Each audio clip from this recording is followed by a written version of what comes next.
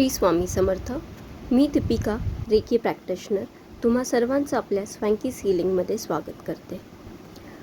आजची जी सेवा आहे ती आम्हा सर्व स्वामी भक्तांची आवडती सेवा आहे, ती म्हणजे चंदन लेपन. आता जो हा 20 ते 26 सप्ताह पारायण सप्ताह आहे स्वामी पुण्यतिथीनिमित्त, याच्यामध्ये बऱ्याचशा सेवा आहेत ज्या तुम्ही करू शकतात. त्यातील एक आहे चंदन लेपनची. कशी करावी ते आपण बघणार आहोत. तुम्ही ही सेवा बुधवारी करू शकतात किंवा गुरुवारी करू शकतात आणि ती कशी करायची हे पुढे व्हिडिओमध्ये आपल्याला दिसेल. पुण्यतिथीलासुद्धा तुम्ही ही सेवा करू शकतात. तर सर्वप्रथम तुम्हाला असं स्वामींची मूर्ती घ्यायची आहे. दिवा प्रज्वलित करा, उदबत्ती दाखवा, जल, दूध, पंचामृत घ्या. त्याच्याने आपल्याला स्वामींचा अभिषेक करायचा आहे.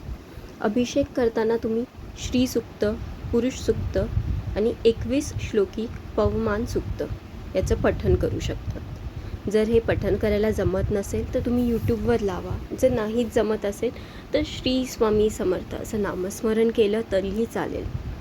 पहिला पाण्याने अभिषेक करायचे, त्याच्यामध्ये थोडं गंगाजल टाका, थोडे पुष्प टाका आणि अभिषेक करा. शांत चित्त मनाने अभिषेक करा. काहीही दुसरीकडे लक्ष विचलित करू नका. स्वामींकडे लक्ष करा. ही स्वामींची सेवा करतो. जलाने झालं की मग दुधाने करा, पंचामृताने अभिषेक करा. असं हळूहळू असं तुम्हाला अभिषेक करायचा आहे स्वामींच्या मूर्तीवरती. एकदा पंचामृत दुधाने झालं की परत जल अर्पण करा. एकदम शांत मनाने करा. धूप दीप दाखवा. बघा किती सुंदर असं वाटतंय. अनुभव बघा किती सुंदर अनुभव येतो आणि एवढं मन प्रसन्न होतं की काय सांगू. त्याच्यानंतर तुम्हाला स्वामींची मूर्ती स्वच्छ एका कापडाने पुसून घ्या व हिना अत्तर घ्या. हिना अत्तर हे स्वामींना खूप आवडतं. हिना अत्तर घ्या. एखादं पुष्प घ्या. त्या पुष्पाने तुम्हाला हिना अत्तर स्वामींच्या मूर्तीला लावायची आहे. अगदी व्यवस्थितपणे शांतपणे ती लावा. नंतर हे पुष्प तुम्ही तुमच्या कॅश बॉक्समध्ये ठेवू शकतात किंवा हे फक्त एक नमस्कार करून स्वतःजवळ ठेवू शकतात तुम्ही. आता हिना अत्तर लावून झाल्यानंतर तुम्हाला पुष्प अर्पण करा आणि त्याच्यानंतर चंदन घ्या. आता इथे हे चंदन मी ओलं करून घेतलेलं आहे. चंदनाचा लेप केलेला आहे. तुम्ही ओलं चंदनसुद्धा भेटतं, तुम्ही ते सुद्धा आणू शकतात. आणि एक चित्तेने हे असं हळूहळू तुम्हाला चंदनाचं लेपन करायचं आहे. अगदी प्रेमाने शांतपणे. आपण लेपन कसं करतो, एखाद्या बाळाला करतो तसं एकदम शांतपणे लेपन करायचं आहे आणि संपूर्ण मूर्तीला तुम्हाला हे लेपन करायचं आहे. खालनं सुरुवात करा, त्यांच्या आणि पादुकांच्या इथून सुरुवात करा आणि त्याच्यानंतर हळूहळू सगळीकडे पूर्ण मूर्ती अगदी लेपन करा. लेपन झाल्यानंतर धूप दीप दाखवा, आरती करा, नैवेद्य दाखवा त्यांना. तर मी हे काय करते, मी बुधवारी करते ही सेवा आणि त्याच्यानंतर गुरुवारी मी एखादा फळाचा रस घेते किंवा गुलाबजल घेते किंवा काहीच नाही जमलं तर मग केळीने अगदी हलवारपणे चंदनचं लेपन काढते आणि मग त्याच्यावरती परत एकदा अभिषेक करते. अभिषेक केलं की मग सारामृतचं पठण करते आणि आरती करते.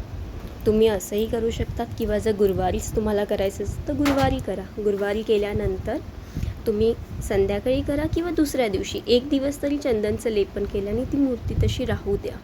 बघा किती सुंदर वाटते. असं एक मी बाजूला असं स्थान हे करते, पूजा असं मंडल करते आणि त्याच्यानंतर येतं एकाकडे तुपाचा दिवा, एकीकडे तेलाचा दिवा, एकीकडे धूप आहे, घंटी, शंख, हे सगळं व्यवस्थित असं हे केलेलं आहे.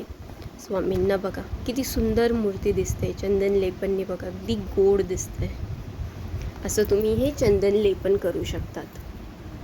चंदन लेपन करताना तुम्हाला शक्य असेल तर सूतक आणि पुरुष सूक्त करा पठण. नाही जमलं तर श्री स्वामी समर्थ हे नामस्मरण करा तरी चालेल. तुम्ही हे कोणत्याही गुरुवारी करू शकतात किंवा पौर्णिमेला करू शकतात. या आता 20 ते 26मध्ये जे पारा आहे या सप्ताह आहे आपला स्वामी पुण्यतिथी, तर तुम्ही पुण्यतिथीलासुद्धा ही सेवा करू शकतात.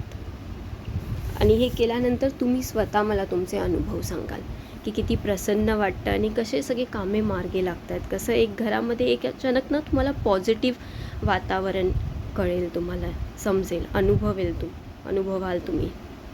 अशी ही सेवा आहे.